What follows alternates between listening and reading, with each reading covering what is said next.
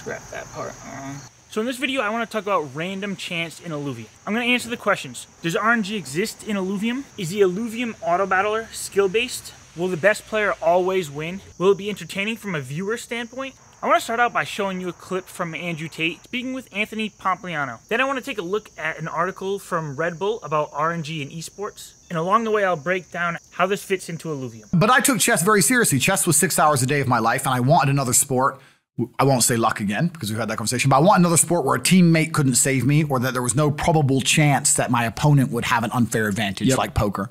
So chess is one-on-one, and if you lose, somewhere along the line, you made a mistake. And fighting is exactly the same. In this video, you can see how Andrew Tate compares chess and fighting, how there's no probable chance that the opponent would have an unfair advantage. He also mentions that it's unlike poker, and that if you lose somewhere along the way, you made a mistake. The auto battler aspect in Illuvium is like chess and unlike poker. But Andrew Tate has mentioned in other videos that there's not a lot of money in fighting in chess. And you could argue games like poker that involve RNG generate a lot more money because they're more entertaining. So I ask, is RNG important in Illuvium? So first, let's define RNG. RNG stands for a random number generator, and it's code used in video games to determine chance. How lucky or unlucky you feel in a video game may be a result of the RNG. And sometimes the outcome of your match is determined by what RNG has in store for you. So this is the article I came across from Red Bull. This was written back in 2017, but it's still relative to today. It's called RNG 101, How Random Chance Defines Pro Play. So competitive gaming is meant to be a pure expression of skill, and the more random elements a developer throws into a game, the less purely competitive it becomes. And what's important to remember in Illuvium is that there are multiple parts to this game. The overworld, Illuvium Zero, and Illuvitars are not designed to be competitive, while the auto battler side of things is designed to be competitive. Some fans would love to see if every pro game had RNG stripped away entirely, but the results would likely be a flatter, less rich esports ecosystem. So RNG does give some players a better chance at reaching a higher level. While in most games the top players are still going to be the top players, if you're one of those players on the bubble, say you need to be top 20 to make it into a tournament, RNG gives those bubble players a chance to get in. And it keeps the tournaments feeling new, with new people involved, so the viewers aren't watching the same thing over and over again. So perfect play is the concept of a game that can be solved. Now, some very easy examples of this would be like tic-tac-toe or chess. Tic-tac-toe being the easiest to understand. If you go first and you don't put your X or your O in the middle box, then you have no chance of winning that match.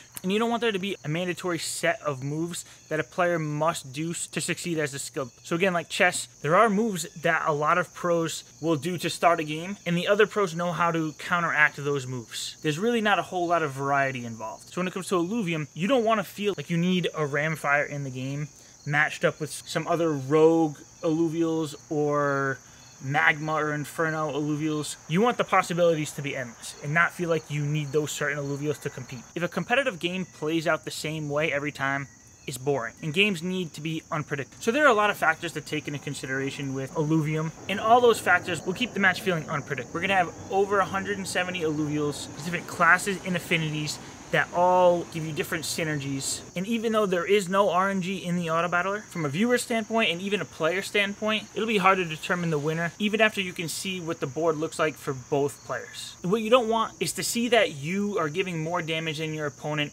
and knowing the outcome of that matchup. This is slightly less of a problem in an auto battler, because if you see your Ramfire up against their Atlas, even if you know that Atlas is gonna lose, it's an auto battler. So it's too late to go back in there and make any changes. What's done is done, and you watch it to the end of the match. So developers must be careful in slowly adding RNG in small amounts and ensure that when added, it enhances the competitive aspects of the game instead of removing them. And there's also something interesting about Illuvium that needs to be noted, in that because it's a DAO, changes can be made by the community. All you need is an IIP and for that to be voted on. So while I don't think the developers plan on adding RNG, in theory, if the community came up with an IIP that wanted to incorporate RNG and it voted and passed, then the developers would add RNG into the game. So it is something that's possible, although very unlikely. And the biggest hurdle of that RNG faces is the player perception. Any highly competitive player is not going to like RNG at all, because they want to know that their skills are what's going to determine whether they win or lose. But it is possible to incorporate RNG into a game and still have it be competitive. And you can look back at a game like poker when thinking about this. The truth is, players already love RNG and have been dealing with it for years in their favorite games. They just need to understand the tactical and strategic elements it offers. And if you think about your favorite games that you've played over the years, a lot of them do have RNG, and you probably still enjoyed playing them. It definitely keeps things more exciting, and it keeps new players coming into the game and feeling like they have a chance to compete with the players who have already been there. So in short, RNG ensures that players are always challenged and viewers are always entertained. You don't want the best teams to win every single time. That's boring. And I completely agree with that. You know, there are times in professional sports where one team just seems to win it every year, or they're getting to the championship game. And if you're a fan of that team, that's great. But if you're not a fan of that team, it gets boring and you want to see new teams involved. Another thing to keep in mind is that what the esports community wants for the game is not always the best for the community and game as a whole. Like I said, no RNG at all might be what's best for the small selection of competitive esports players, but for the majority of the players, RNG might be a good thing that keeps them involved and entertained in the game. And you do have to admit, even if you're the biggest fan of any team in a sport or esports, when you go to watch them in a championship game, it's exciting because you know there's a possibility that they can lose. If you already knew what the outcome was, you wouldn't watch it. And if you go into one of those big games as the underdog, it's exciting knowing that there is a chance for you to win. To sum it all up, RNG does exist in the Illuvium overworld and in Illuvitars, but it doesn't exist in the Auto Battler.